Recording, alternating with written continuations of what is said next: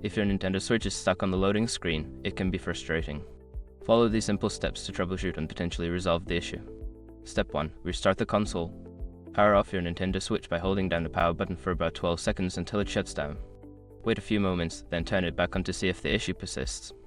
Step 2. Check for software updates. Ensure your console is running the latest software. Go to System Settings, select System, and then Software Update. If an update is available, download and install it. Step 3. Clear cache. To clear the cache, go to System Settings, select System, then Formatting Options, and choose Clear Cache. This can help resolve any temporary data issues causing the loading problem. Step 4. Remove and reinsert game card.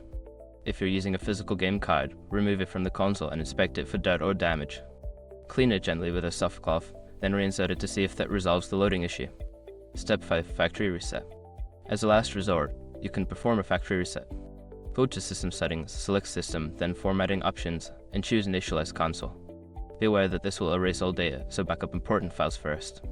If these steps do not resolve the issue, consider reaching out to Nintendo support for further assistance.